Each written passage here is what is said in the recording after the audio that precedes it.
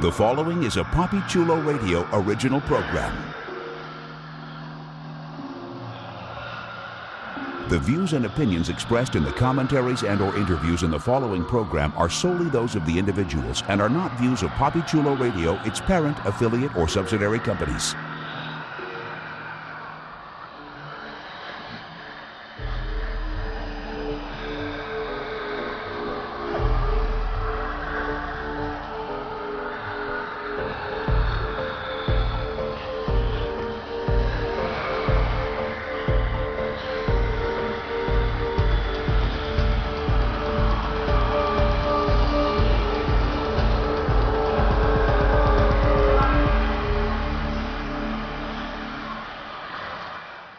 Welcome to the Cordyceps Chronicles, a PapiChuloRadio.com original series. Papi Chulo Radio, pop culture on demand.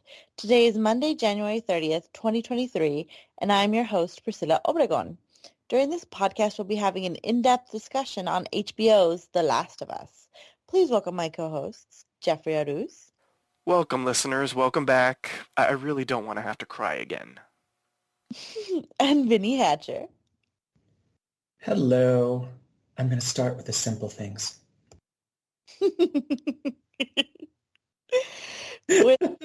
With introductions out of the way, let's jump into our discussion of Season 1, Episode 3, which is titled Long, Long Time, and debuted January 29th, 2023 via HBO. Here's the official synopsis of the episode. When a stranger approaches his compound, survivalist Bill forges an unlikely connection. Later, Joel and Ellie seek Bill's guidance. So, Episode 3 might very well be the best of the series, in my opinion, and is also the episode that diverts the most from the game itself. In the game, we meet Bill, a cantankerous man who has fenced up the city he lives in, ensuring that no one else can get near him. As Joel and Ellie leave the town, they find another man named Frank who has hung himself. Bill says that Frank was his partner and that even someone like Bill, who has closed the world off around him, had also found someone at the end of the world.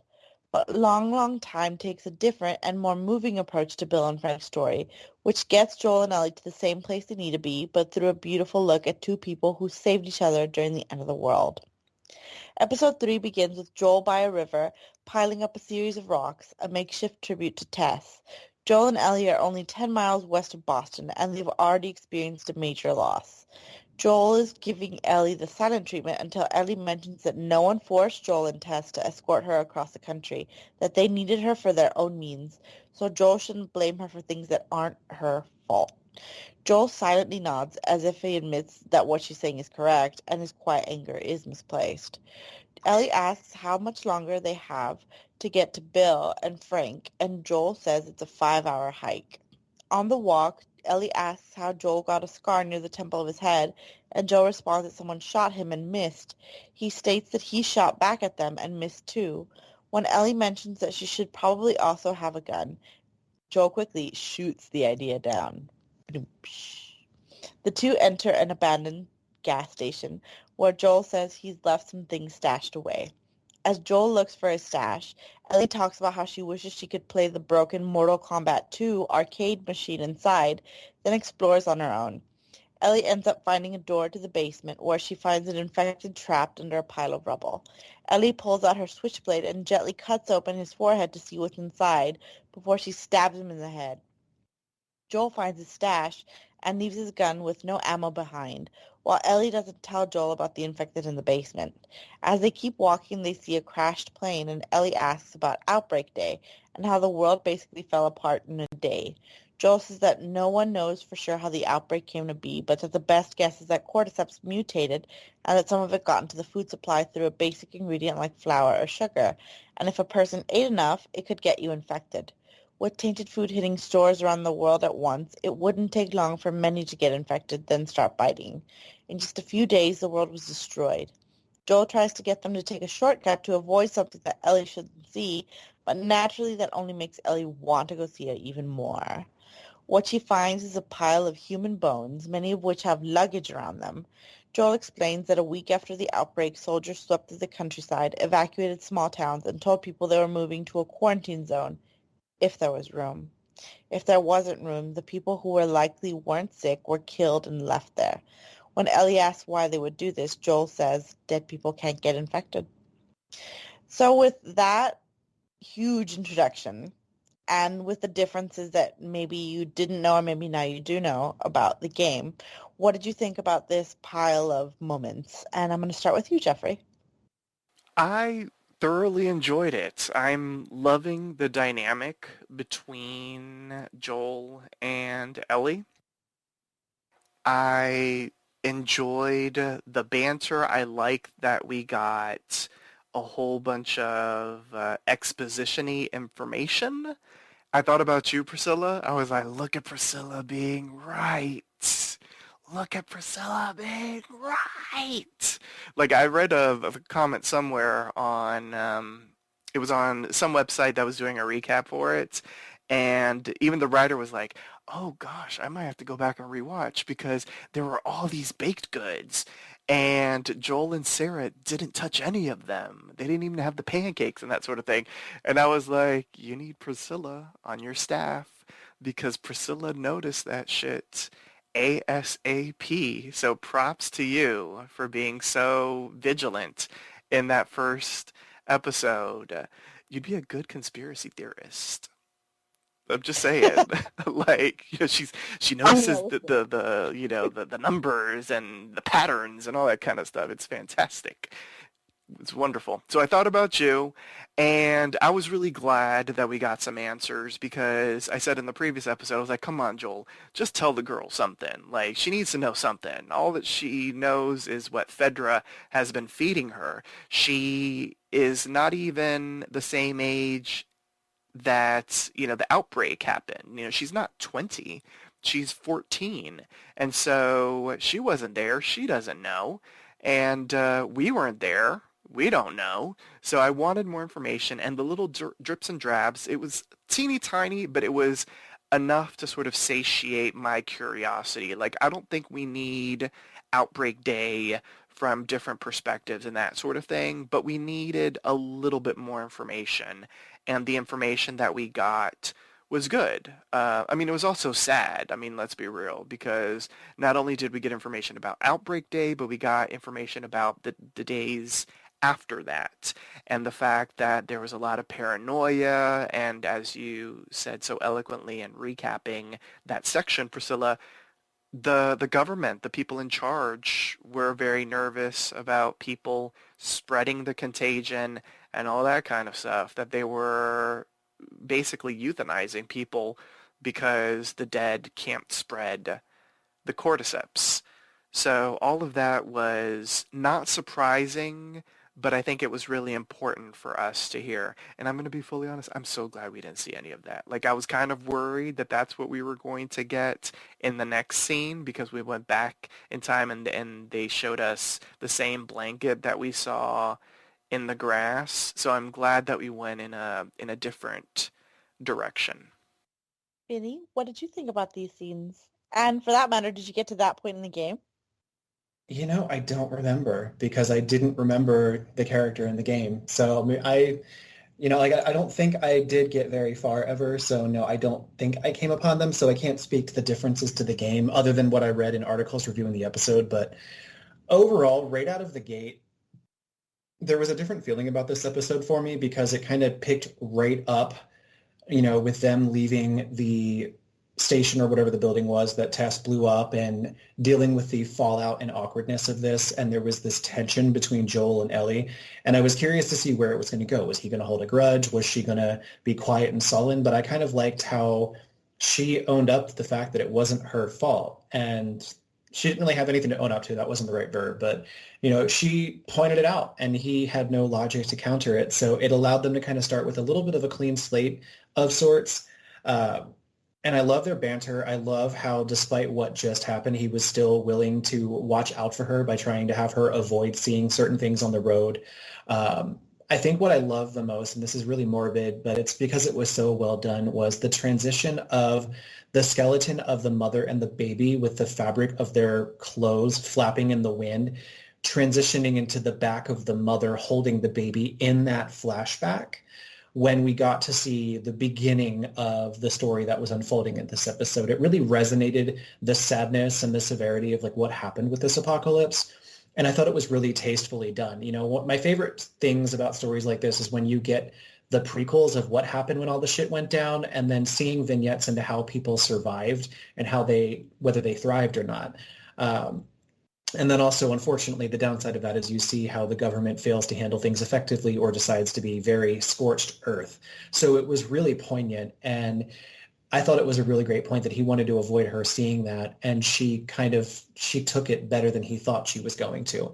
You know, this isn't his daughter. This isn't the same girl that he's, you know, being triggered about. This is a different person. She's stronger. She's been through a lot. And while I'm sure inside seeing, you know, what she saw and hearing what she heard was upsetting, she's processed it because she's more mature than her years because she has to be. So I thought the whole opening was really well done. I thought it transitioned nicely into the story that we ended up following instead of Joel and Ellie. But most importantly, we are seeing the bond between them already start to strengthen after such a loss that they had with Tess.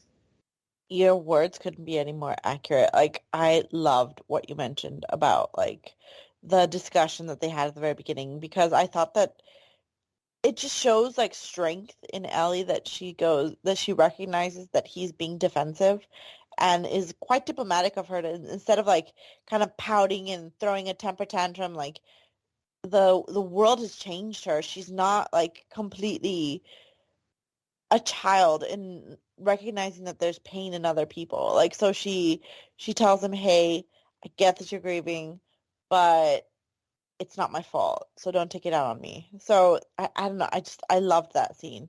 And also, like, I love the little things that update this world to what we currently have, because in the video game, when Ellie is looking at the arcade game, it's not like Mortal Kombat 2, I think it's something called Angel Fall or Angel Break, something like that. Like, just some random thing that Naughty Dog created for their game, because obviously they don't own Mortal Kombat. They can't use it. But the fact that they changed that and they were like, Melina's my favorite character. I was like, yay, I love this. This is great. I knew there was a reason I like you, Ellie. And saying this as, like, a girl with all the love in my heart, why would you take those tampons that probably have mold in them that are probably going to make you, like, turn into a zombie because you... Right. Oh my God, it's just terrible. It's a terrible idea. No. Take toilet paper because that shit is dry, but don't take that. No. Ah. Yeah, she ain't going to get a visit from Aunt Flo. She's getting a visit from Aunt No. Yes. And as a side note for, like, my lazy self, when Joel was like, it's a 5-hour hike, I was like, 5 hours hiking? I can't even last 5 minutes hiking. Just kill me now. Just let the cordyceps take me. Fuck that. No. And I will say, like, Jeffrey was like, pat on the back for figuring out that flour or sugar was a part of this. Haha. Proven right by the show. I like this. Like, sometimes my crackpot theories work out. So, and as another side note, when I saw the pile of bodies, I'm so dumb because the first time I saw it, I was like, is that a pile of rocks? And then, like, the camera pans closer to the clothes and to the bones, and I'm like, oh shit, it's bodies. And still, like, it didn't really hit me that some of them were smaller and that, like, some of the patterns in the clothes were childlike, meaning that, like, kids died, until, like, it flashes to the mom holding the baby with the same, like, blanket. And then I was just horrified. I was like, God, these people were innocent and you killed them. And I get that it's like survive and, like, kill or be killed, but these people trusted you. You were their government, and you turn them, like, you didn't just turn them away to leave them to fate. You did even worse. You took advantage of their trust and you killed them in cold blood. That's cruel, man. That's some fucked up shit. So, jumping into what it led to, the episode then jumps back in time to one such town being gathered by soldiers on September 30th, 2003. As everyone is loaded into trucks, we see a house covered in cameras and the man inside watching the monitors underground as everyone leaves. He hears soldiers walking around above him in his basement and he grabs his gun just in case. Yet the soldiers don't find him, and as the people are hauled out of town, we see that this man is in a doomsday prepper's basement covered in guns and supplies. He makes his way out of hiding, armed to the teeth and with a gas mask on, and once the coast is clear, he takes off his mask and smiles. This is our introduction to Bill. Bill has been preparing for what seems like years, and he makes the most of it. He steals a boat and gas from the local gas station, takes supplies from a boarded-up Home Depot, breaks into a natural gas plant to get the power back, grabs several boxes of wine from the local winery, and gets his own generator working. Bill gets to work fortifying a fence around the town, planting his own vegetables, and raising his own animals. Bill sits himself down to eat a gorgeously prepared dinner made thanks to all his hard work, a meal that it seems shouldn't just exist in a post-outbreak day world. As he eats his dinner, we see on his monitors that he's set up even more cameras around town so he can keep a better eye on the perimeter and the traps he's set to keep the infected away. So I'm going to pause here because that is an excellent opening to introducing our paranoid schizophrenic Bill. So I want to know, Vinny, what did you think? This was amazing. I love the fact that we get to see, him kind of like, clearly he's not a people person. He's very happy to see that he's now got this entire town to himself that's been evacuated. And he almost had like a little Ferris Bueller's day off, going and breaking into places and getting what he needed and setting it up and, resorting it. Because in a situation like this, everyone likes to say, oh no, I'm going to be a good person. I'll take care of myself and I'll open things up to other people and blah. But realistically, when it all boils down, a lot of people are going to end up taking care of themselves first. And most importantly, you have to, because you can't help other people until you take care of yourself. So he never got to step 2. He stopped at step 1, taking care of himself, because in scenarios like this, there's more bad people than there are good, because it's just human nature, right? People become selfish in situations of stress and post-apocalyptic scenarios, so he had a right to be paranoid and kind of wall off this town for himself. But you immediately have to wonder, it's like, isn't the person going to get lonely? And we got to see that with what's coming up, that he never really considered that he was lonely until the next development in the story comes along. But the vignettes that we get to see of him just going around, gathering everything, building the fence, I loved this. Because if I was that resourceful, it's probably something that I would do as well. I don't necessarily think I would shut myself off from other people. I'd probably have people involved with me. But wherever I was, I would do my best to find a solid base camp, find somewhere that was defensive or defendable, and go about setting it up so that I could potentially thrive there. And so you get to live a little vicariously through the character in this moment. And I don't know about you guys, but I kind of was along the ride for the glee that he was having, running around this empty town, breaking in, getting everything he needed, and also having a sense of I was right, guys, because he was a survivalist. He was already prepped for some kind of disaster, and this was his vindication. So yeah, this was a wholly awesome segment for me. Jeffrey, what did you think of our little survivalist? I co-sign all of that. I thought what we got was incredibly fascinating to watch, because this is a different person, a different type of person's POV on what happened when everything went to shit. And it was really neat to see, because this is someone that is a doomsday prepper, a survivalist, someone who believed that that day was coming.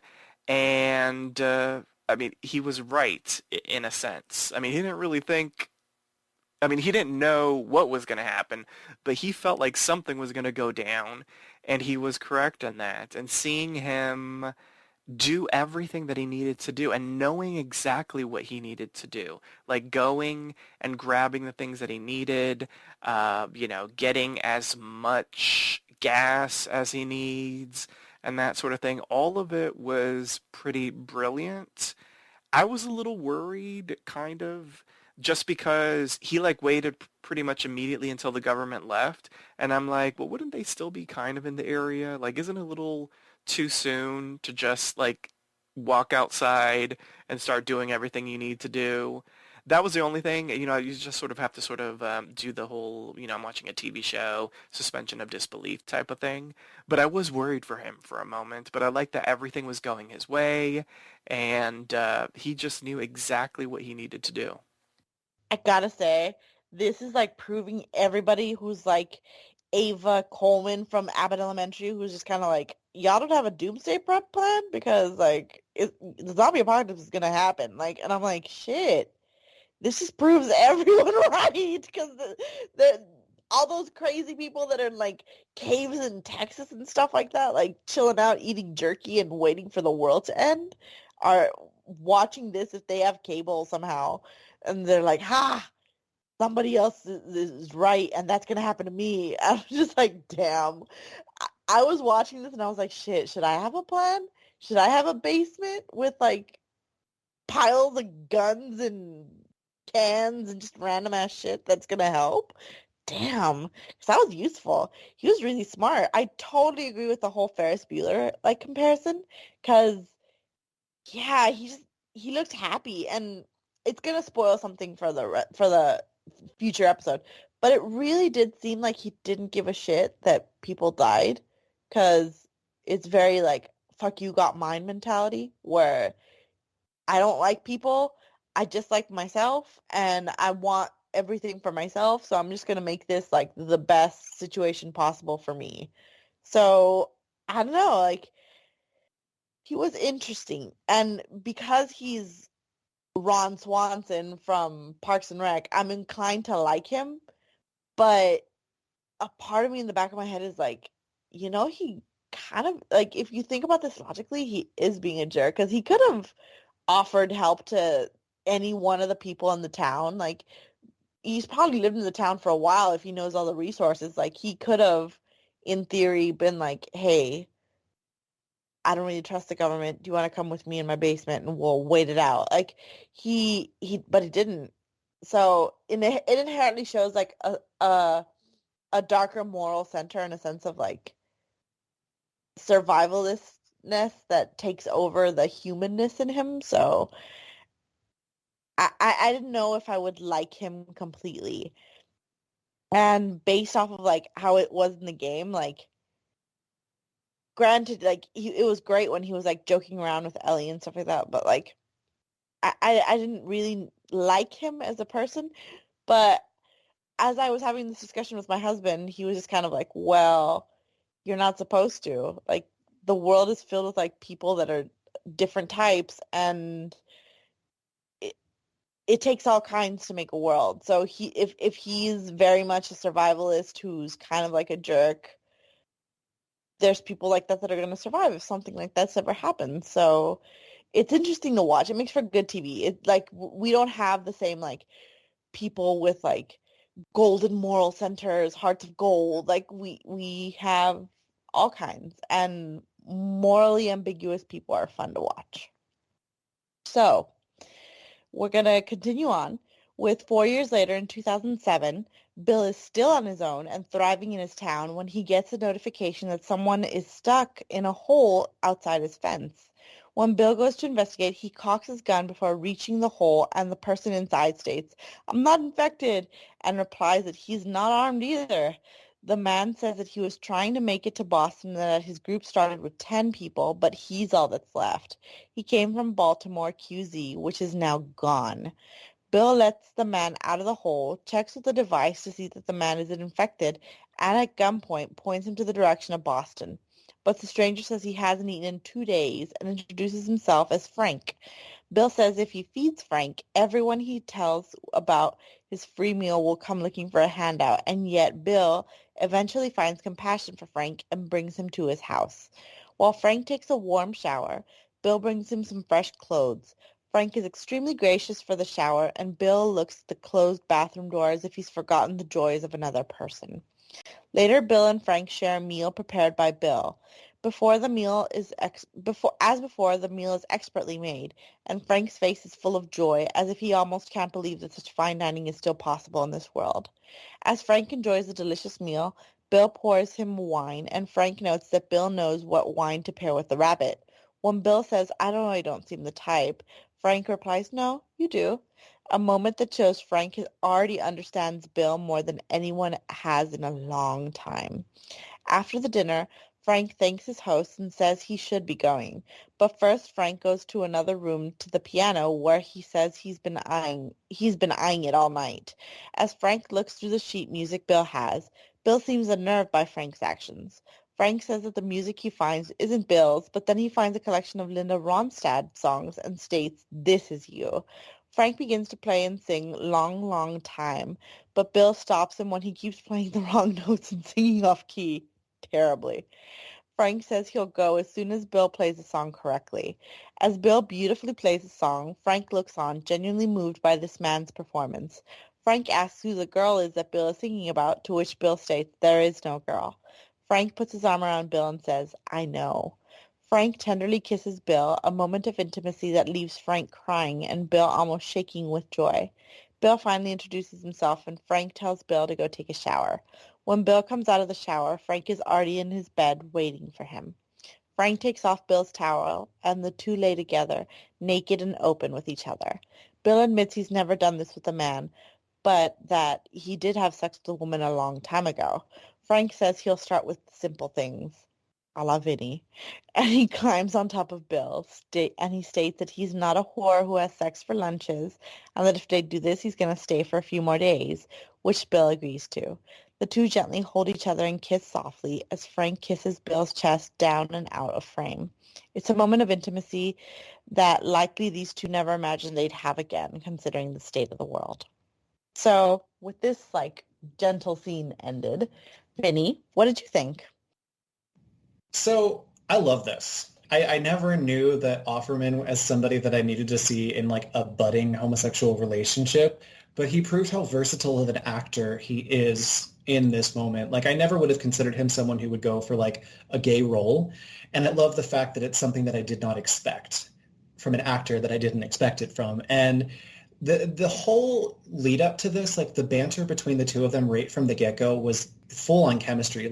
This isn't an Arby's. Well, Arby's didn't give free lunches. When they were going back and forth, the witty banter was amazing right out of the gate.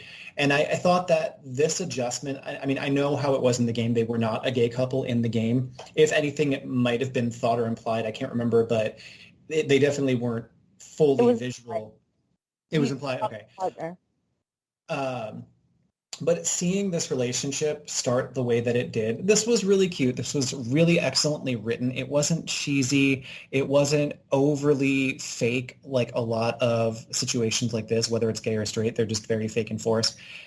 The only critique that I have, and this will not in any way detract from my viewing of the entire episode or my enjoyment of it, is I do feel that in even the very beginning of a post-apocalyptic situation, pandemic like this, the type of character that we were introduced to in Bill, I did find it very, very hard to believe that he was willing to get that vulnerable and that naked that quickly, on the same day the guy showed up at his house.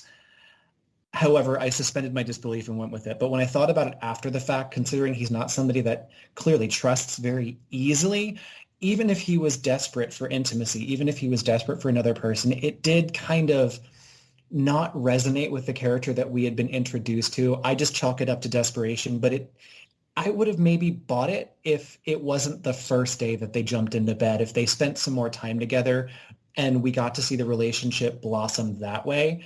I'm not saying that it was cheap sex. I didn't feel the transition from I'm going to be a loner. I don't trust the world. I want to be alone, to where it ended up in the first day was a little bit wonky and weird, but it wasn't bad. Okay. So you thought that it was good, but that the relationship might have been a tad hurried. But it's TV, so it makes sense. They're going to have to hurry this up. But Jeffrey, what did you think? I get what Vinny is saying, the rushedness of the situation, but I didn't mind it. Like I was invested in the story. It's crazy because I saw this comparison online and I was like, oh, okay, this is what this was. We are sold a post-apocalyptic zombie-ish series where we are trekking the post-apocalyptic United States with a child that is the cure for the future. And smack dab, not really in the middle, but sort of, we'll call it middle adjacent, we get a Sundance Film Festival romance, which, I did not see this coming. It was a nice respite. It was just a beautifully told story of this man with many layers, the barriers, um, protective shields all the way around him, letting himself fall in love. And I thought both of the actors did a really good job. It was so enthralling to watch, and it was incredibly moving. And the acting was fantastic. The writing was really good. Just everything about, like, leading into the romance was really expertly done. And shout out to Linda Ronstadt, who, I was like reading articles. This is a sort of, what would you call it? A running up that hill type of situation with the Linda Ronstadt song Long, Long Time. I read that it is now, like, the streaming numbers are ridiculous for the song ever since this episode aired a little over 24 hours ago, at least per hour recording time. So, yeah, there's like a resurgence in the track right now because of the series, which I think is pretty damn spectacular. Yeah, artists like her, I hate being an old fuddy-duddy, but artists like her don't deserve to die, like, in the shadows. Like, a new generation should be able to, like, learn to love and appreciate them. So, like, although I will say it took me forever to figure out that that was the song, even though, like, it's the title of the episode, because I was like, what the hell is he singing? That the notes are all out of key. He's it sounds like a cat yowling. What the hell? Like, no wonder Bill was like, you need to stop. Well, You're he you're was also playing it like at a sped up rate. Like it's a slower song, and he was playing it kind of like, like a carefree type of song. Which, I mean, let's be real, it was probably his excitement at seeing a piano in so long.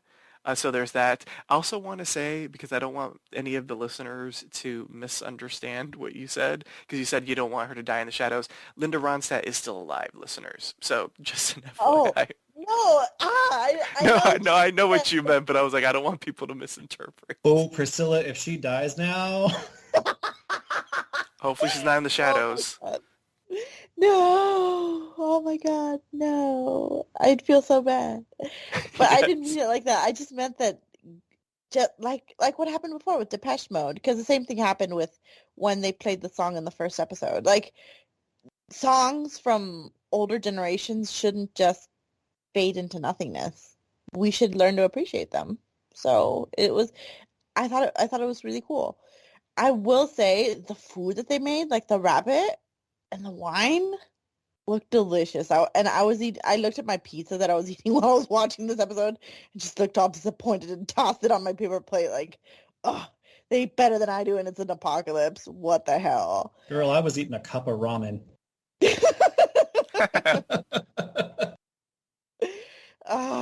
And I will say, as someone, like, I really appreciate, and I get that it was like this in the game, but even Vinny, like, recognizes the fact that, like, they leave it really ambiguous in the game as to whether or not partner implies romantic partner, or it implies, like, he's my partner in crime. Like, I don't know. Like, it's just, they don't actively say it. And I no offense to Naughty Dog, I know that, like, later we see more LGBT characters and it's more blatant, like, that they are LGBT. So, like, I don't blame them for that, but I really appreciate that this episode was, like, really blatant and, like, no, he is gay. This is a gay relationship. And it's not, like, a total, like, cop-out or something like that, where it's just, like, a kiss on the cheek because the actors are too straight to bear being with another straight man. No, they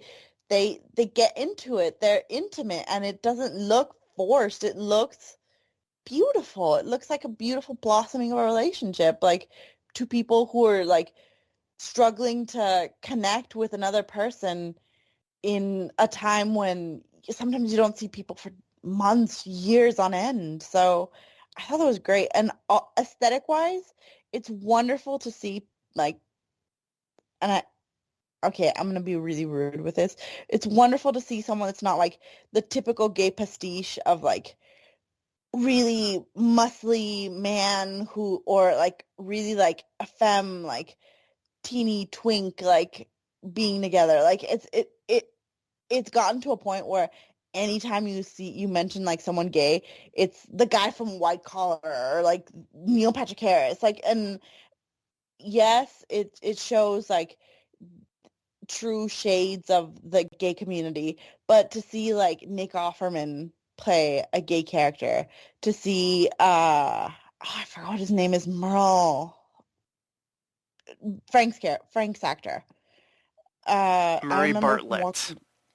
yes, he was amazing. It shows different, like, iterations. It shows bears, and I'm very happy with that. And as a note to my husband, we were watching this, and, like, I take extreme issue with HBO doing that whole thing where they always, like, if there's a woman and she's naked, like, she is completely naked. Like, they show butt to boobs, like, everything.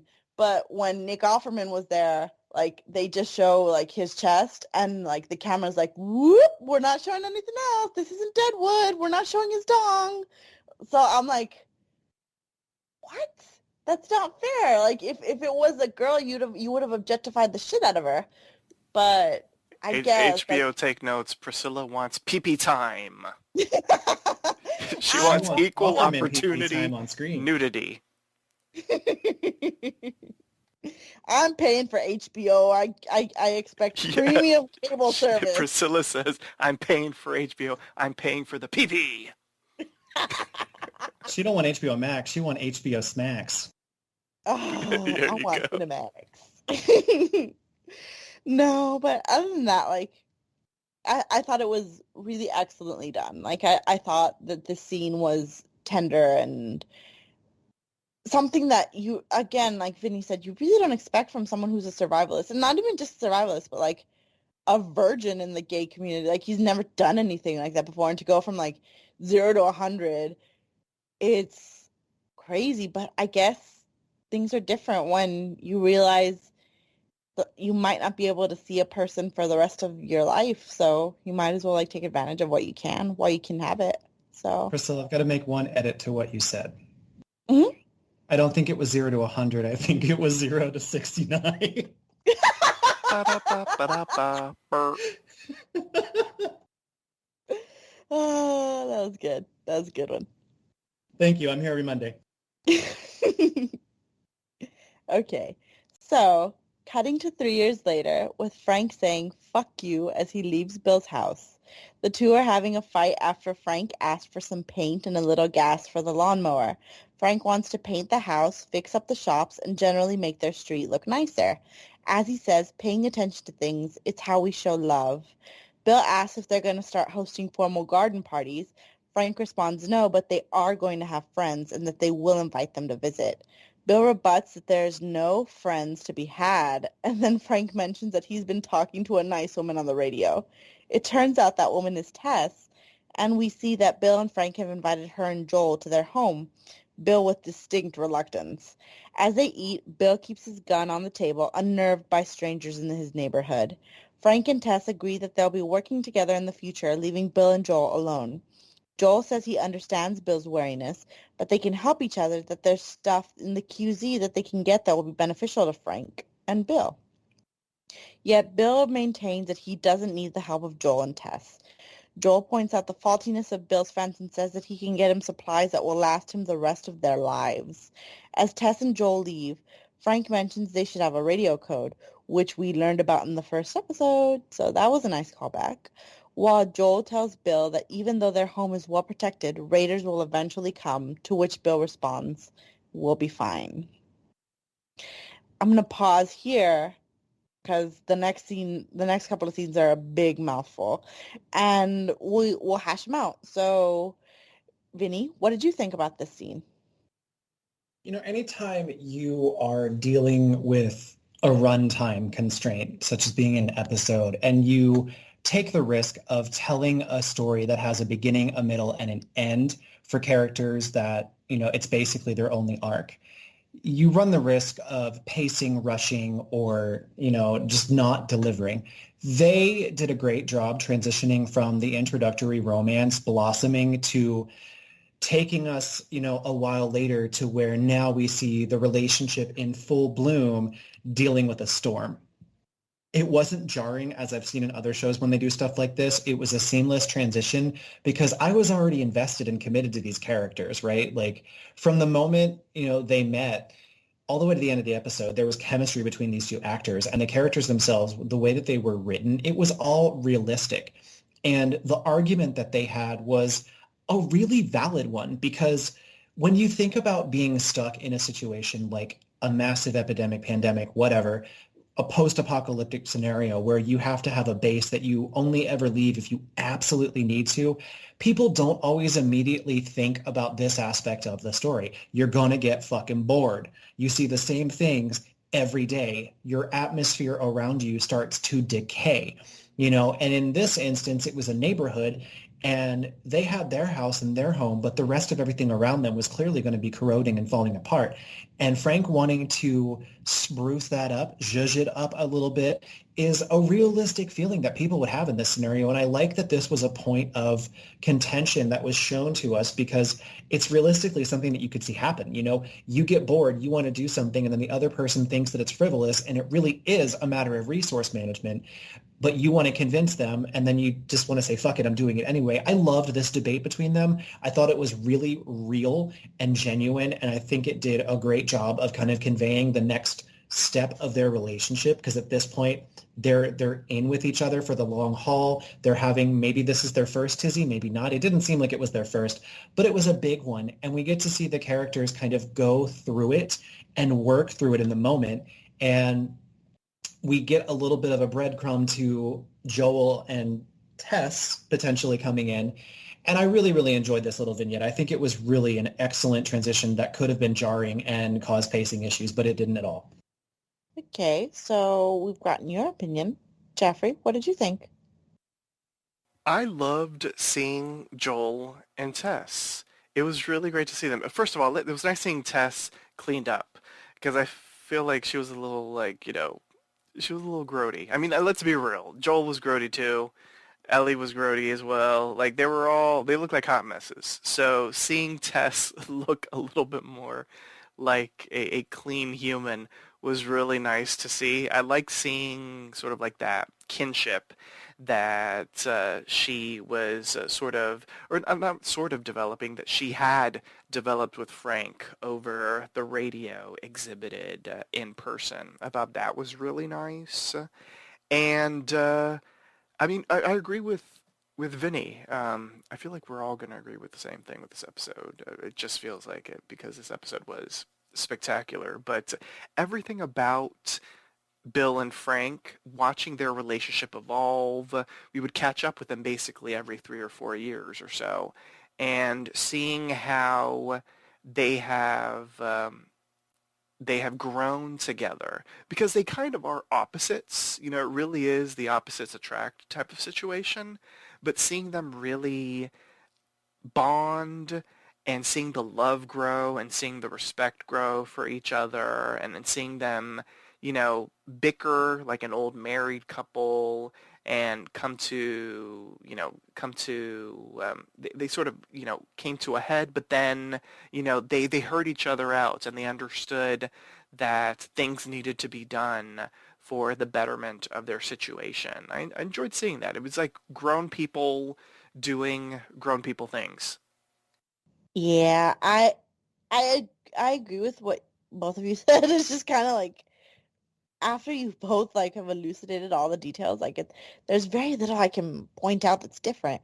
Just I'm gonna agree that it's nice to see a couple in all of the peaks and valleys, the highs and the lows of being a couple, whether it's like intimate moments like the scene that we mentioned earlier, or whether it's a fight where one of them legitimately has a point, but the other one has a point too.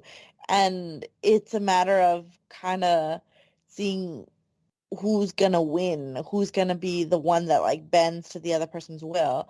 And it's interesting that someone like as I don't know, survivalist and like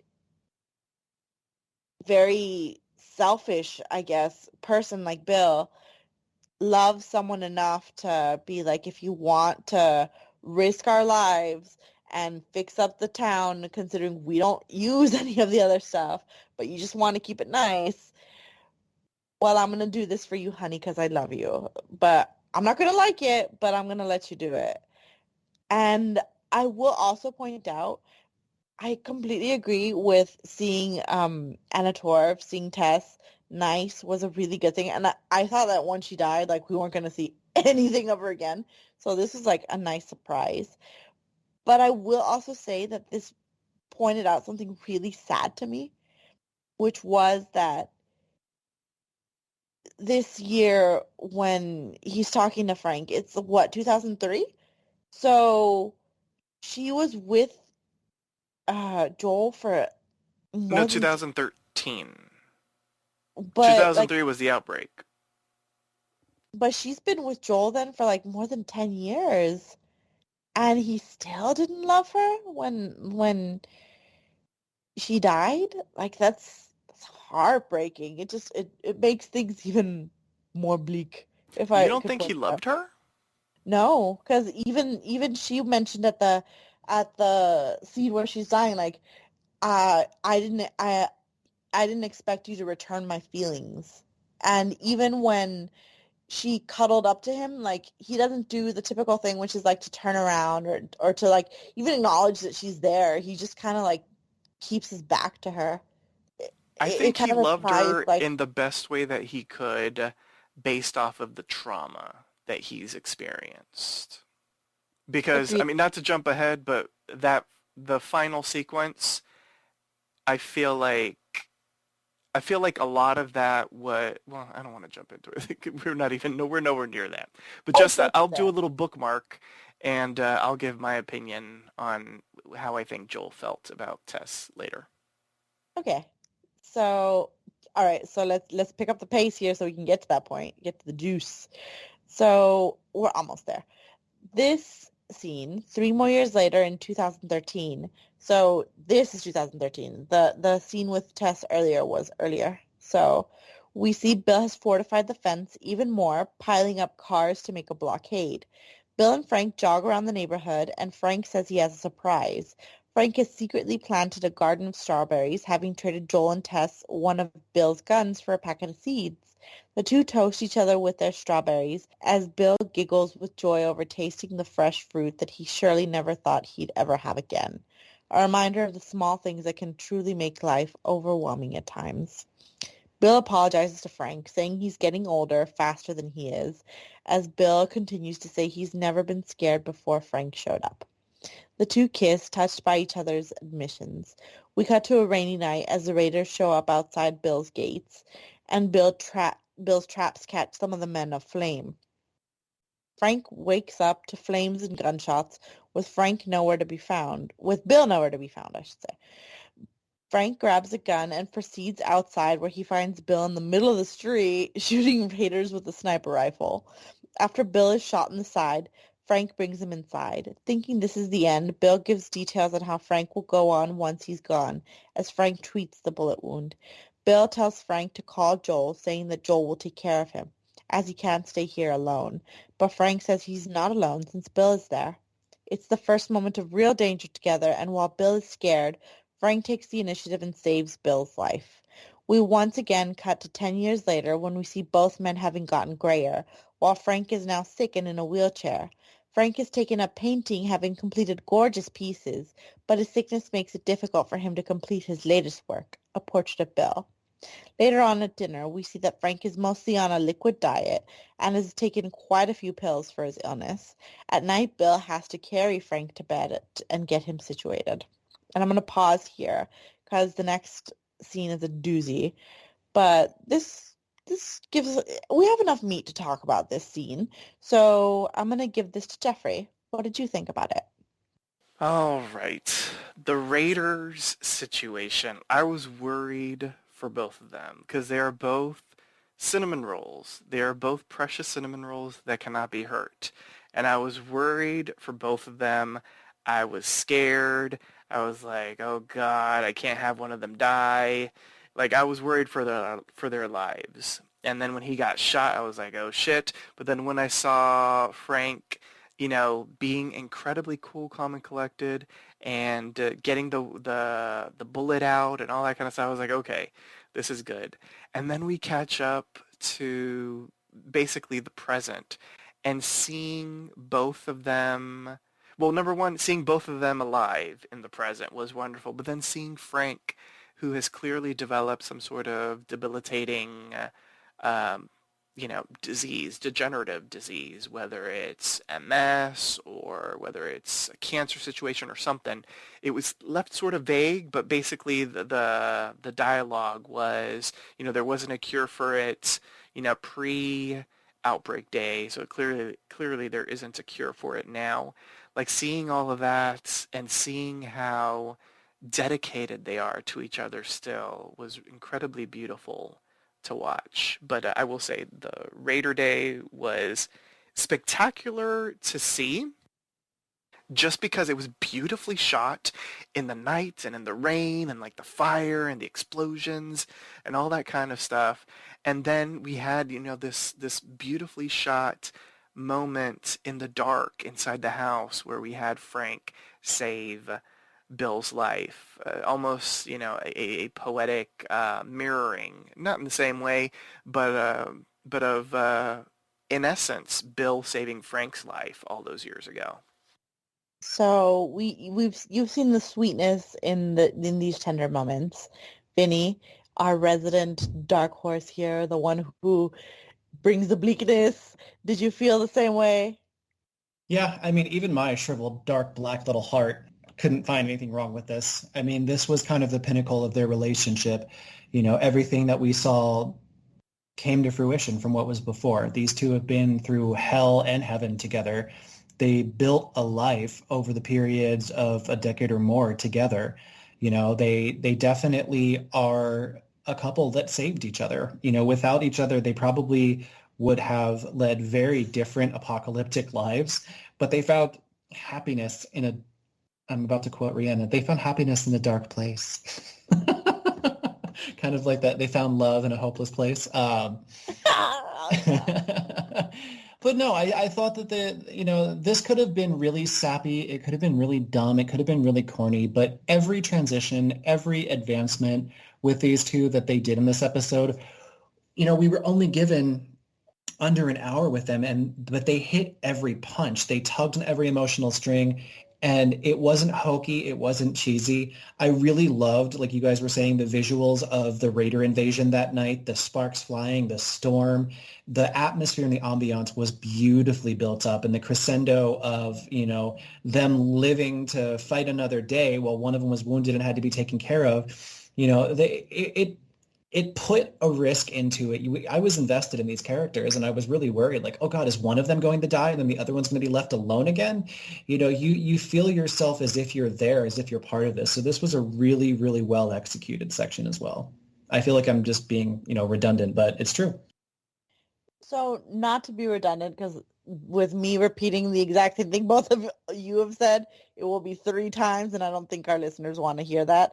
So I'm just going to go on and say, little moments like Bill and Frank jogging and Bill having like difficulties, but Frank being like, come on, it's good for you. Like, that is such a long-term couple thing where you don't want to fix the other person, but you just want to make them healthier because you want to live a long life with them. So, like, I don't know, it's a very established, like, we are nesting now phase of a couple's relationship, and I loved that. Also, as another hygiene moment, y'all just grew those fucking strawberries. There have been bugs and aphids and like random birds like pecking at those strawberries. Do not eat them before washing them. What is wrong with you? No. For people that are surviving in an apocalypse, they really don't show such good survival skills. And the last like little note thing that I have to point out, no, two things actually. One, the guy going aflame, that looked freaking cool. I don't know if it was like practical effects and they used that whole like chemical that makes it so that the person who's being put aflame like isn't actually being hurt, but they're just like waving around, or whether it's like CGI. But it looked really like realistic and gruesome. So props to that. And the last thing is little details like the painting and how it shows on the left hand side like the broad strokes that are Bill's face, but then like it kind of trails off into the side and the brush strokes aren't landing where they should land. It totally shows like a degenerative disease. I thought it was more like Parkinson's, but like I can totally see where you were coming from, that it could be like MS or some type of cancer. So yeah, just amazing little details like that. They do really well with that. And now we're gonna get to the meat and potatoes of this episode, which is the next morning when Bill wakes up, he sees that Frank has gotten himself to his wheelchair, saying that it took him almost all night to get there. While this irritates Bill, who thinks Frank will fall asleep in the chair, Frank states that he'll stay awake since he's decided this is his last day. Later, the two sit together. Bill has clearly been crying, asking about the possibility of finding a doctor, to which Frank says that they didn't have a cure for his disease before the world ended, so what good would that do? With tears in both their eyes, Frank decided that he's had a lot of bad days, and yes, a lot of bad days with Bill too, but he's had more good days with Bill than with anyone else, so he asked for one more good one. Frank says in his final day he wants Bill to make him some toast, then they're going to go to the neighborhood's boutique, which Frank fixed up, where they'll pick outfits for both of them, and then they'll get married. Then Bill will cook a delicious dinner, crush up all of Frank's pills, and put them in his wine. Frank will then take Bill upstairs, where Frank will fall asleep in Bill's arms. Fighting through tears, Bill says that he can't, but Frank asks if Bill loves him, to which he replies yes, and Frank says that he should love me the way I want you to. We watch as these two spend their day together, a touching montage of Bill and Frank going through the day Frank wanted to have. We see as they exchange rings and kiss, cementing their bond with each other. Bill once again cooks them rabbit as they drink the same wine they had during their first meal together all those years ago. At the end of the meal, Bill brings out 2 more wine glasses prepared to end the life of his love. Bill pours the wine, then takes a bag of ground-up pills and dumps them into Frank's glass. Frank drinks the glass in one gulp, followed by Bill drinking his own. Frank then asks if there were already pills in the bottle, to which Bill replies, enough to kill a horse. But Bill says this isn't a sad suicide at the end of the play. Bill is old, he's satisfied, and Frank was his purpose. Frank says he should be furious, but he finds this incredibly romantic. The pair laugh at their choice, then Frank asks Bill to take him to bed. The two newlyweds head to bed, ready to spend their last moments of life together in each other's arms. And I'm going to pause here at this very melancholy moment and ask Vinny, what did you think? Talk about getting me in the feels Hallmark shit. Oh my God. Like, anytime you're dealing with the autumn of a life, it's sad enough as it is, but this was a couple that clearly loved each other very much. And I feel that especially with the character of Bill, his character development was really at a pinnacle in this moment because he started off the episode completely isolationist, completely unwanting of, interaction with others. He was happy with his little hermit life in the Cordyceps apocalypse. And now here he is willing to and desiring to end his life because he can't imagine himself living without Frank. This was so poignant and just so emotionally visceral. I was crying. I was watching this in the background while I was working, and I'm like so glad that I didn't have to like get on the phone and talk to anybody because I would have been because it was that good. The character development was absolutely amazing, and we went on this journey with Bill. I mean, let's face it, Frank was there and he was important, but this was Bill's journey with Frank. And to see a character go from not really caring about the rest of the world to leaving the world because the person that he loves can't have a quality of life anymore and is choosing to end their own life. I mean, yes, in some instances it could be viewed as tragic, and it is tragic, but at the same time, it's beautiful given the circumstances that they were in. It's not like he was going to have a world to go back to without Frank. It was just the two of them in a desolate wasteland caused by Cordyceps. So I thought this was really well written. It was beautifully acted. And I absolutely thought that this was a great way for these two characters to go in the environment that they were in and the world that they were in. Jeffrey, what did you think of this goodbye? Oh gosh, the feels. I'm just like thinking about the meme of Troy from Community. My emotions, my emotions. Like it hit me in the feels. Like from when he first started talking about that this was his last day, like I was already like the eyes, like the eye factories were starting to produce a lot of this mysterious liquid that all of a sudden started coming out of my eyes. But but then once the dinner happened and he was like, I'm dying too, like just tears, because oh god, it's like, and it's crazy because we just met these characters in this episode. And if you think about it, we had like what, maybe 10 minutes of show before, 10 minutes after. So, this episode was bookended by stuff in the quote unquote present. And so we had like what, maybe like an hour of uninterrupted time with both of them. And the writers and the actors made it so that we fell in love with these characters. We were rooting for these two crazy kids in this post-apocalyptic world. And so watching them go from the first moments that they fell in love to getting married to dying together to choosing to die together was just, I mean, I don't want to say it was beautiful because, I mean, they both died at the end of it, but it was incredibly emotional as a viewer. And just once again, props to the writers, props to the actors, the cinematography, the music, like all of it was so well done, and all of it was done in a way to pull at our heartstrings. And it worked. Like I was genuinely surprised.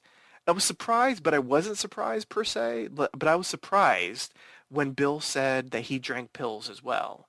Because I was like, wait, like that was a huge jump to the conclusion, but you know your man so well that, you just knew it. And at the end of it all, as Frank said, I can't really be mad, because I'm dying. And, this is, like tragically beautiful in a sense. I hate pointing this out, but this is a very Romeo and Juliet scene where like they'd rather die together than like live apart from one another. Yes, well, he sort of mentioned it, kind of. Mm-hmm. Like, I usually find Romeo and Juliet the most trite of, like, Shakespearean plays. Like, Okay. I hate it. But, like, I respect this. I thought it was, again, I agree with both of you. I thought it was beautiful. I, like, started getting, like, I'm getting verklempt. Talk amongst yourselves when they showed the rabbit. No. And I was like, no, he's feeding him the same meal from the first first episode, like from the first episode, as if this is a series, from the first moment they met. Like, that choked me in the inside. And when he, again, like you mentioned, when he figures it out like that, like that you're taking pills too, even though he didn't like do the really obvious thing and crush them up and put them in front of him. And Bill just kind of like nods and he's like, I've lived a long life and I'm happy with you. And like, I'd rather just be with you. Like that was, wow. Like that, I was amazed, but I will say like at the end of the episode, when I was just talking with my husband, he's like, I would probably do the same thing Bill did if it was like the situations were reversed and it was you and me, because I couldn't think of like living without you. And the same thing, like if it's like a long relationship like that, it's beautiful. The themes, the love, the amount of like change that's come over a man who originally like didn't give a shit about people and wanted to like live on his own and was fine living on his own for the rest of his life, to cutting his life short just because he won't be with his partner anymore. That's crazy. And something that Twitter pointed out that made my mind go when the apocalypse happened, it was 2003, meaning in Massachusetts and in Boston, like in Boston in particular, because we're talking about these characters, gay marriage wasn't legal yet. And obviously, like, with the shit show that happened with the apocalypse, it's not gonna get legal because they're not thinking about right people's rights. They're just thinking about the right to survive. So to portray kind of like a quick gay marriage when it's illegal, that's beautiful to me. My God. Like I say that and like already like my eyes are tearing up just saying that. Like that's just Nick Offerman, you better get a fucking Emmy for this because God, this is great. So with that being said, sometime later, we see Joel and Ellie arrive at Bill and Frank's town. The flowers are dying, Bill and Frank's door is unlocked, and the remains of their meal are left on the table, covered in dust. While Joel goes to investigate and finds Bill and Frank's bedroom barricaded, Ellie finds a letter from Bill with a car key on top. The letter is addressed to whoever, but probably Joel. Ellie reads the note, which tells whoever finds this note to not come into the bedroom. Bill writes they can take whatever they need and states that he never liked Joel, but it's still like they're almost friends, and Bill respected him. Bill adds that he used to hate the world and he was happy when everyone died, but he was wrong. There was one person worth saving, and that's what he did. He saved him. He protected him. That's why people like himself and Joel are here. They have a job to do, and God help any motherfuckers who get in their way. Bill also writes that Joel can have all his weapons to keep, and then Ellie quits reading. Joel looks at the letter, which continues to say that Joel should use the weapons to keep Tess safe. Joel leaves the house, seemingly saddened by not being able to protect Tess, as he crumples up the note and heads to the garage, where he finds Bill's truck. When there's no battery in the truck, Joel finds the ingredients to make one in the refrigerator. Returning to the house, Joel asks to see Ellie's arm, which still hasn't changed. Joel accepts this and says he's charging the battery and that he's looking for his brother Tommy, who's in trouble in Wyoming, and he's heading out to find him. Tommy used to be a firefly, and maybe he can find out where to take Ellie. Joel says if he's taking Ellie with him, there are rules she has to follow, and she can't bring up Tess, and in fact, they should keep their histories to themselves. Ellie can't tell anyone about her condition, and Ellie has to do what Joel says when he says it. Ellie agrees to what Joel says goes. The two grab what they can, even though there's an entire wall of guns. Joel denies Ellie's request for one. As Ellie looks around the house by herself, she finds another gun, which she hides in her bag. With the two showered and loaded up, they get in Bill's truck, the first time Ellie has ever been in a car before. Ellie finds a Linda Ronstadt cassette in the glove compartment, which they play as they leave Bill and Frank's town. As they head for Wyoming, we see the truck depart from an open window to Bill and Frank's bedroom, where the two will remain together in each other's arms forever. Jeffrey, What did you think of this conclusion? This is where we pick up the bookmark that I made earlier. This is just my interpretation of it. I don't know if either of you agree with it. Clearly, Priscilla, I would assume doesn't because you were saying other stuff. So, I don't know. This is just how I took it. I took Joel's reaction to Tess being included in that note. Like the fact that he had to physically remove himself from the room because also I don't think he wanted Ellie to see him get emotional. That might have been the first time he ever really felt emotion in a long time. So for me, I interpreted that as he did love her. Maybe he never said it. Maybe he never even acted like he did in front of her.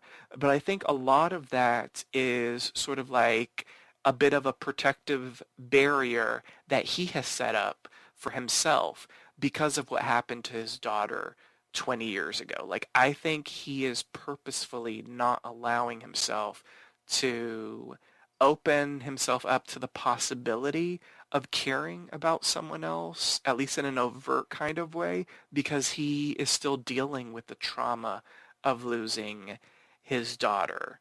So I do think Joel loved her, and I do think he had a deep love for her, but he never allowed himself to express it. And I think part of his emotion in that scene is because he regrets never expressing it. You know, he doesn't have the chance to do it anymore. And clearly Bill saw in him himself in a kind of way, you know, because Bill had, shielded himself up. He had created all these layers on the outside so that no one could come in, and then came Frank.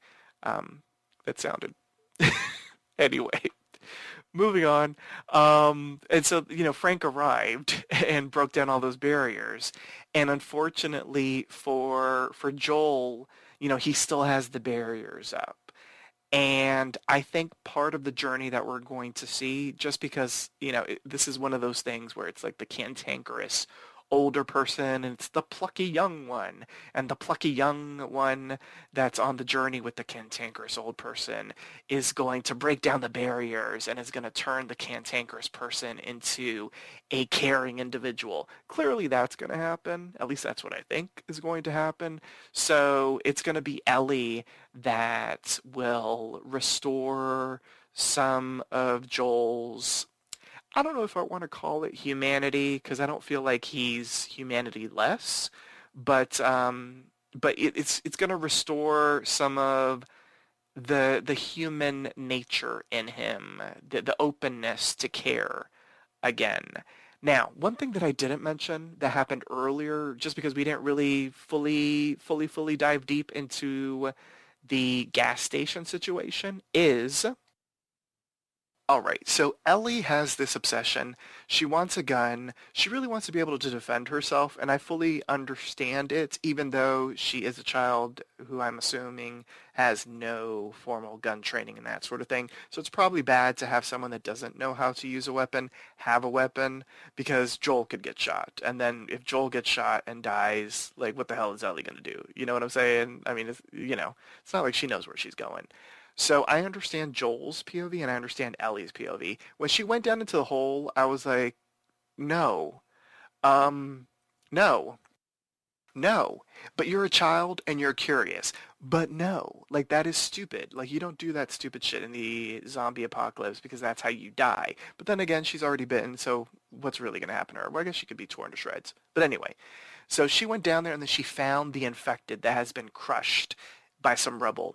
And then she does what a normal kid is going to do, and that is she kind of experiments, sort of take it like it's, high school biology class and you're going to dissect a frog. In essence, this Cordyceps person is her frog. She does a little cut. She sees what's inside. She moves the knife around to and she sees that the Cordyceps person is following the knife, but then she ends up stabbing him, and she stabs him in a way that I was like, do I need to be scared about you? Is this the good son? Is this, one of those situations where, You know, you have a child that's like grabbing a magnifying glass and like burning up the ants. Like, if it was another type of show and she wasn't the main character, I'd be a little worried just because it's kind of suspect behavior. But then I also have to think it is the post-apocalypse. It is post-apocalyptic time is what I'm trying to say. And, you know, she has lived relatively a sheltered life in the quarantine zone in one of those Fedra schools. I think probably the first time she's ever seen one of the infected is when she got bit by one. So this is maybe her second time seeing one, and she was curious, and it's not like anybody's ever given her the answers to it.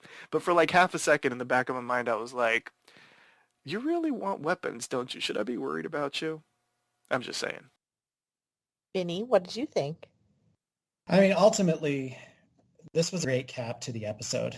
There's not really too much more to revisit, and Jeff kind of summed it up pretty well. And just in general, it's the same as kind of what I said about the beginning. We're really seeing the relationship between Ellie and Joel start to have a concrete foundation where they're not there yet, and they got a way to go. But I don't know that there's trust necessarily. There's a little bit, but more so there's this respect that's grudging on both of their parts, you know, and Joel is coming to understand that he's committed to this. He has to see it through.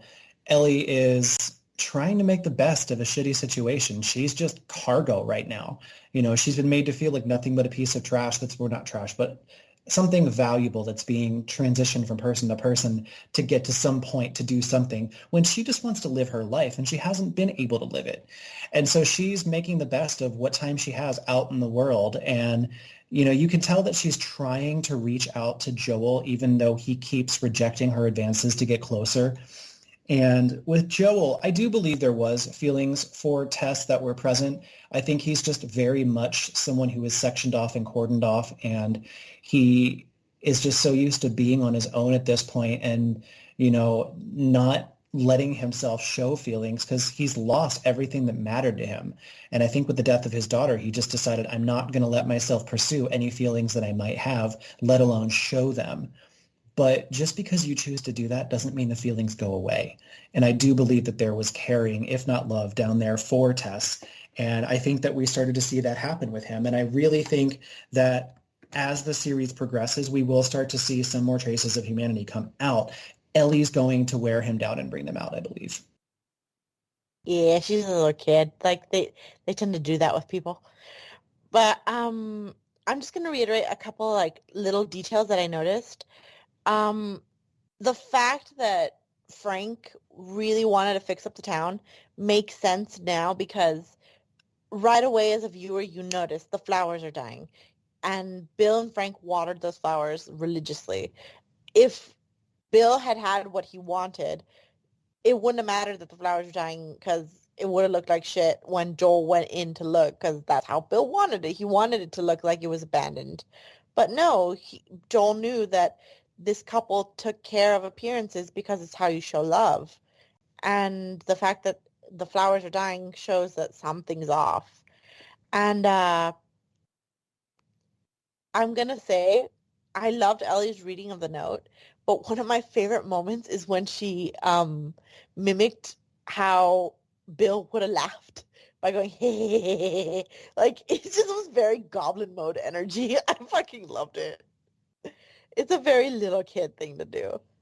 Um, I'll also say that I was looking online and someone like made like a TikTok of a mashup of the scene where Joel is talking to Ellie and telling her the rules, telling her that everything about her condition, what he says goes, and the dialogue from the game versus the dialogue from the episode, and they almost match like word for word. Everything like was really well done. So props to the show for following stuff from the game, but branching off sometimes too.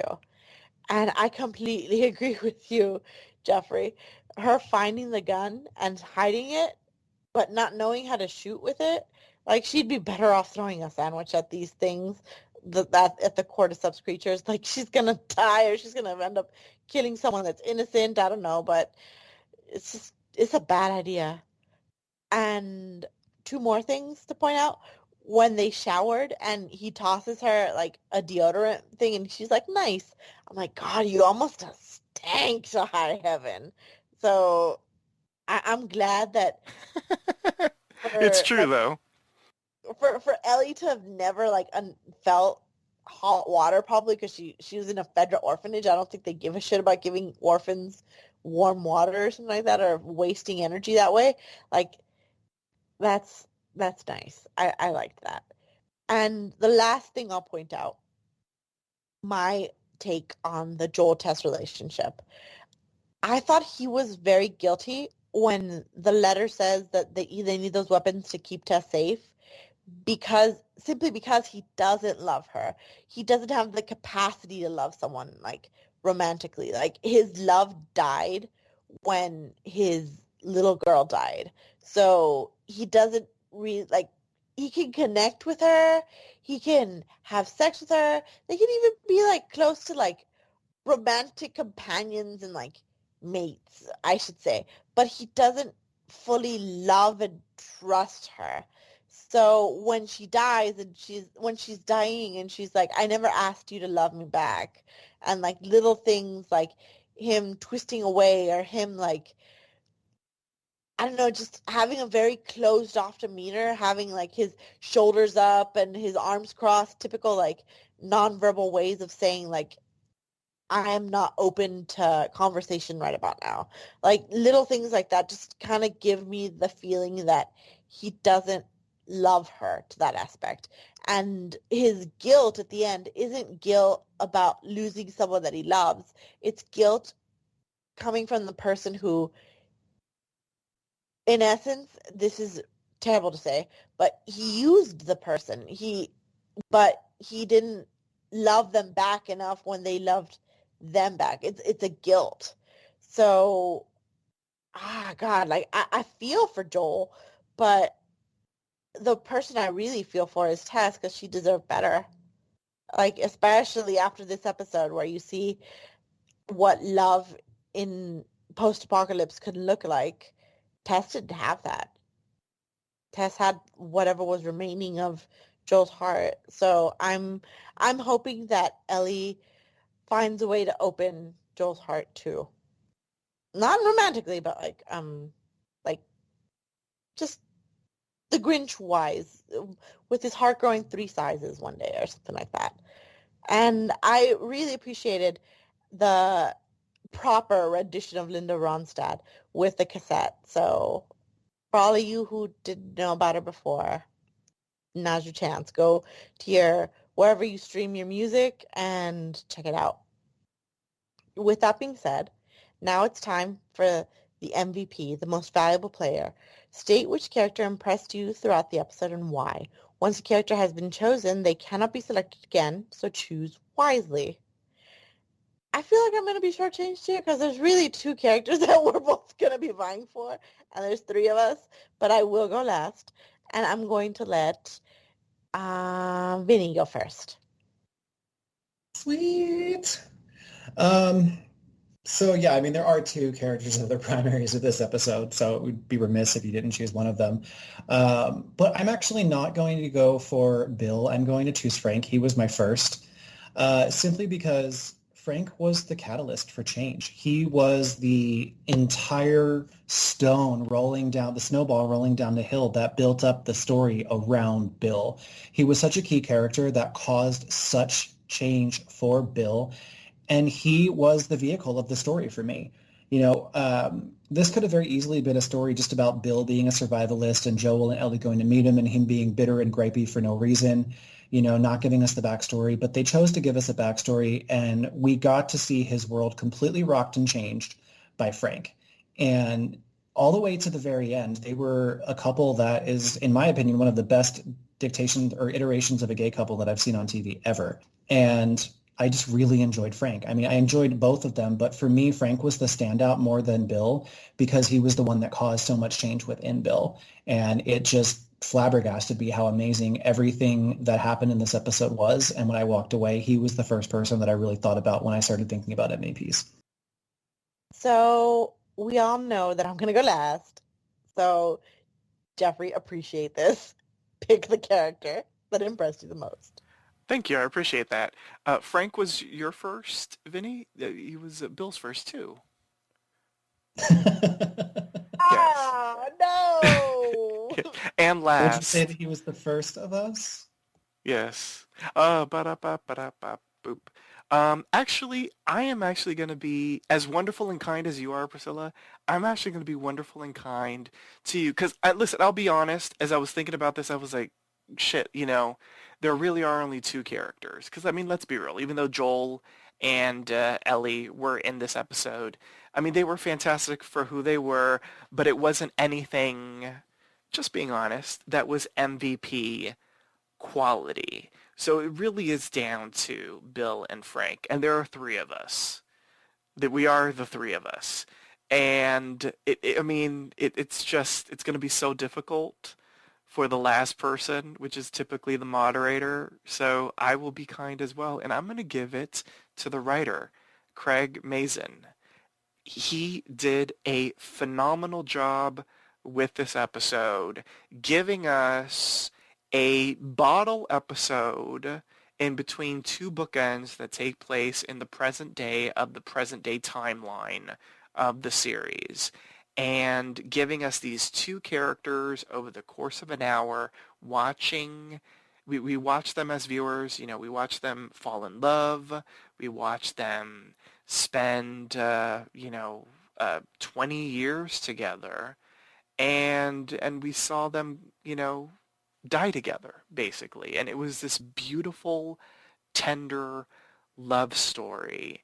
It's crazy how this is just the third episode of the series, so it's kind of a little bit of a risk to do a sort of standalone episode just 3 episodes in. And it's also kind of interesting that Priscilla sort of started off this podcast by basically saying that this was like the best episode of the series.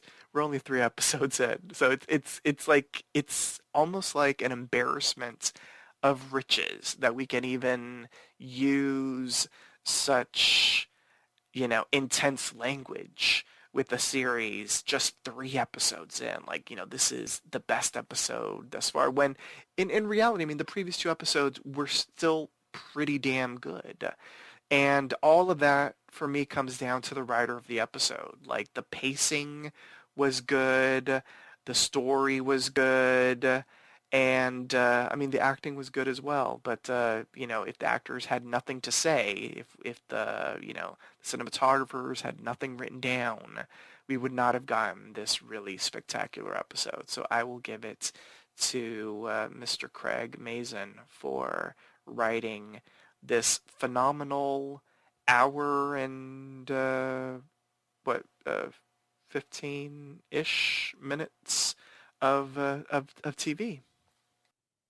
I'm going to say thank you very much because I got to pick the character that impressed me since the jump, since the beginning of the episode, since seeing him in a gas mask. Like, he just, I don't know, like, he brought up so much joy in this episode, even though he was a curmudgeon. He was the grumpy to the sunshine. And when the sun set on his partner, like, he decided, deuces, I'm not going to last without him.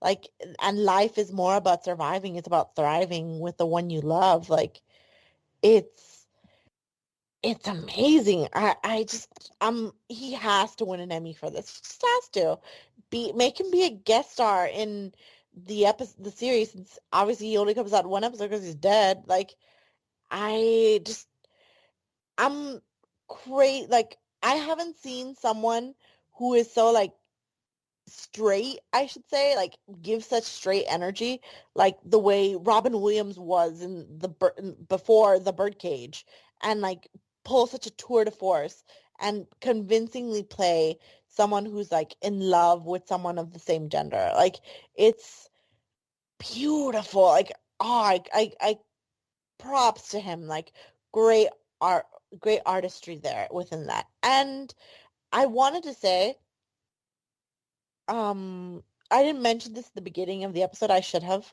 But I'm going to give an MVP also to Annie Wershing, who played Tess in the Last of Us video game because she passed away a couple of days after the episode aired. No, And she without passed her, we away wouldn't have the had day the Tess. episode aired. Yeah. Wow. I heard about it like the day after, so I guess it must have happened then. So I'm just like, rest in peace. Without you, we wouldn't have had Tess. We wouldn't have had Anator be able to pull off like such a tour de force too. So beautiful work from everyone involved. And so with that being said, now it's time to rate the episode. How would you rate this episode on a scale of 1 to 10 infected? The point system is allowed. If you found the episode exceptional, deserving of more than 10, you may grant the coveted golden infected. And Jeffrey, I'm allowing you to go first. What did Oh, you give it? it's easy. Golden. Golden. For all the reasons that has been discussed thus far from everybody, it was a fantastic episode of television.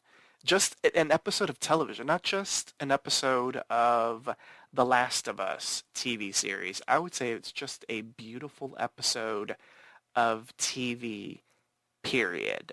It's just wonderful from beginning to end. Golden. So we got one golden. Vinny, what did you give it? Oh, it's a golden for me as well. You know, I've been reserved with my golden. This is my first one for this season, but this episode, hands down across the board, it was a golden for me. Everything was wonderfully executed. The story was enrapturing, and I was engaged from start to finish. You know, it's one of those instances where I didn't even realize how much time had passed before it was over because I was so engaged with it. So, hands down, golden across the board. I'm going to say, having discussed this at the episode like right afterwards with different people, I'm so shocked at, granted, and this is a very small minority because I've seen that most people are effusive in their praise of this episode, but there are a couple people that are like, why are we veering from the journey? Why are we messing with like a character that like doesn't even matter and a relationship that wasn't even in the game? This sucks. Give us back Joel and Ellie. I'm like, you do not know how to watch TV? Go back to playing video games and immersing yourself in action because you obviously can't understand human emotion. This was a golden. This improved on the game. This made something that was just showed the ugliness of the world. If you ever get a chance to, and you don't play the video game, at the very least watch a let's play and see the letter that Frank left to Bill and how cold and just bleak it makes their relationship be. And to turn it into from something like that granted just shows how cruel the world can be, and turn it into something that's like a lotus blossom, just showing how beautiful the world is in its simplicity and it's just in its relationship to the world. That's perfect. That